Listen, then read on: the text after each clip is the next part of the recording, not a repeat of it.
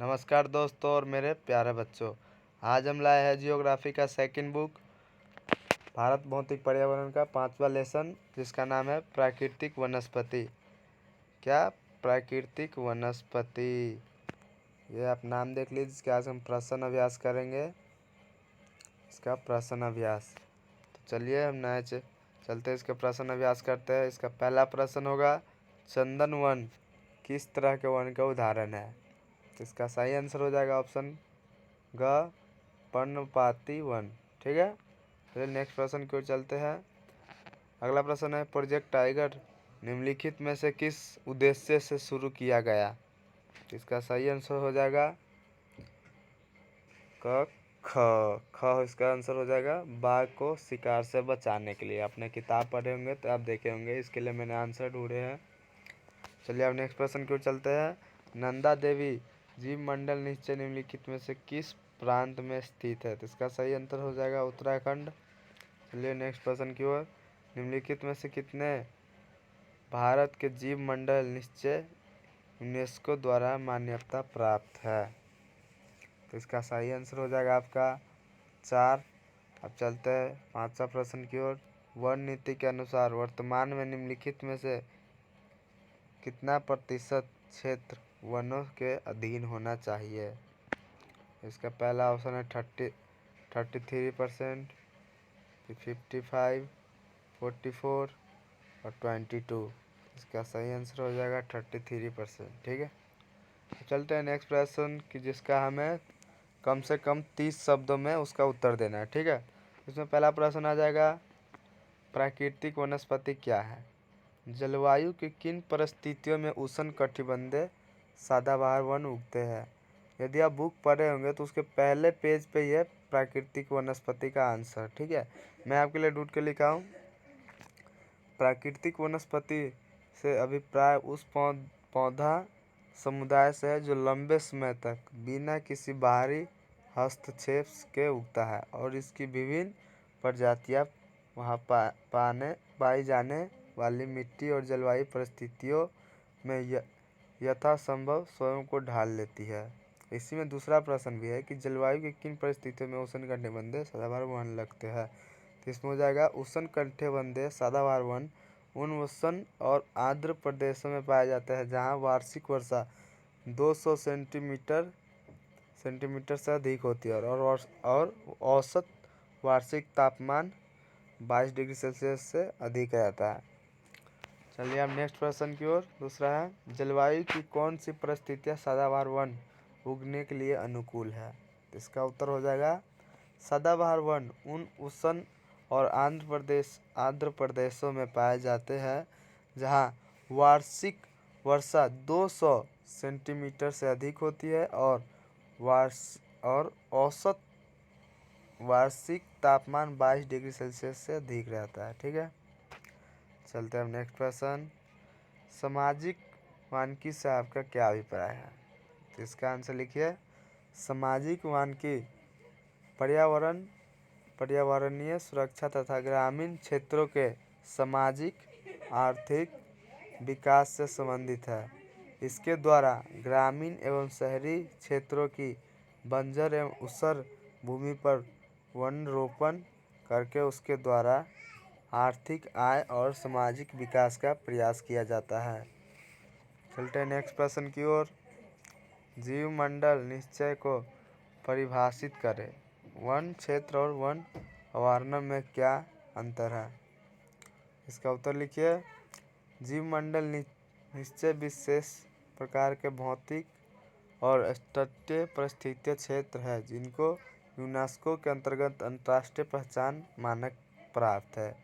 यह आरक्षित क्षेत्र वन्य जीव और वनों की सुरक्षा एवं आरक्षण के लिए बनाए गए हैं। वन क्षेत्र वह क्षेत्र है जो राजस्व विभाग के द्वारा वनों के लिए निर्धारित होता है, जबकि वास्तविक वन अभयारण्य वह क्षेत्र है जो वास्तव में वनों से ढका हुआ है। ठीक है, अब चलते हैं नेक्स्ट प्रश्न की ओर, जिसका हमें उत्तर लगभग कितने 125 में देना है। आप इससे कम मत लिखिएगा क्योंकि नंबर कटने का चांस रहता है, पेपर में आते हैं। ठीक है, तो कोशिश करिएगा इससे थोड़ा ज़्यादा शब्दों में लिखने का है। कम से कम 150 कर दीजिए, आप शब्द बना लीजिए, या 130 बना लीजिए। ठीक है, चलिए हम प्रश्न देखते हैं। प्रश्न क्या है, वन संरक्षण के लिए क्या कदम उठाए गए हैं। देखिए मैंने कुछ कदम लिखे हैं, आप भी कुछ पढ़ के लिख सकते हैं जो मेरे से छूट गए होंगे। तो लिखते हैं, देखिए वनों का मानवीय विकास एवं जीव जगत के पोषण में महत्वपूर्ण योगदान है, इसलिए वनों के संरक्षण को महत्वपूर्ण माना जाता है। फलस्वरूप भारत सरकार ने पूरे देश के लिए वन संरक्षण नीति 1952 में लागू किया, जिसे 1988 में संशोधित किया। अब नई वन्य जीवन कार्य योजना 2002 से लेकर 2016 स्वीकृत की गई है। अतः वन नीति द्वारा देश की सरकार ने वनों के संरक्षण हेतु निम्नलिखित कदम उठाए हैं। अब देखिए इसके कदम क्या क्या उठाए हैं। तो पहला हो जाएगा, नई वन नीति के अनुसार सरकार सतत पोषणीय व प्रबंधन पर बल देती है, जिससे एक और वन संसाधनों का संरक्षण व विकास किया जाए और दूसरी ओर वनों से स्थानीय आवश्यकताओं की पूर्ति हो सके। इसका सेकंड है, देश में 33% भाग पर वन लगाना, जो वर्तमान राष्ट्रीय स्तर से 6% अधिक है।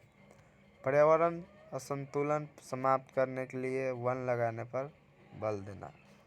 नेक्स्ट पॉइंट लिखा है, देश की प्रकृति धरोहर, जैव विविधता तथा आनुवंशिक पुल का संरक्षण करना।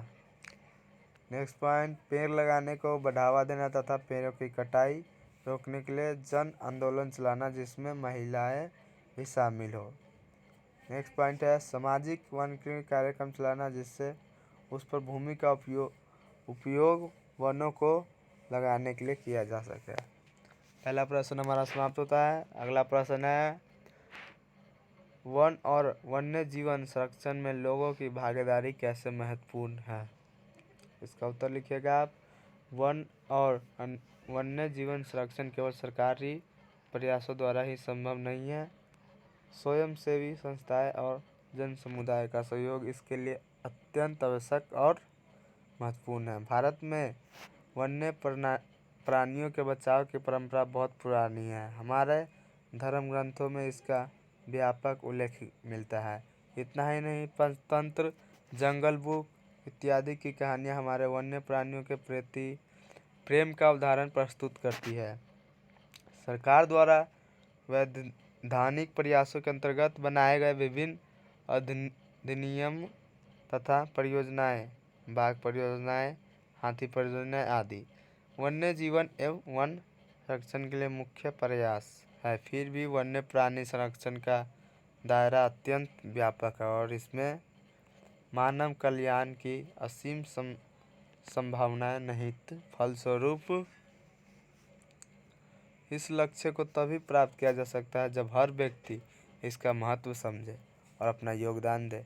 अतः लोगों से सहभागिता द्वारा ही वनों और जीवों का संरक्षण हो सके और तभी वह प्रकृति धरोहर सुरक्षित कर सकती है। उत्तराखंड का चिपको आंदोलन वन और अन्य जीवों संरक्षण का विश्व प्रसिद्ध आंदोलन है, जो जन समुदाय की इस क्षेत्र में भागीदारी का उत्तम उदाहरण भी प्रस्तुत करती है। दोस्तों, हमारे चैनल को आप सब्सक्राइब कर लीजिएगा। आपको इसी तरह अगले चैप्टर और अगले चैप्टर का भी प्रश्न अभ्यास इससे मिलते रहेगा, तो हमारे चैनल को सब्सक्राइब करें प्लीज़। आप सबका एक एक सब्सक्राइबर हमारे लिए बहुत मायने लगता है। और आप सभी कोशिश करिएगा कि आप सब वन लगाए, पेड़ लगाए, जिससे सांस लेने में, प्रदूषण फैलने में ये सब दिक्कत ना हो, क्योंकि प्राकृतिक हमारी माँ है, इसके बिना जीवन संभव है।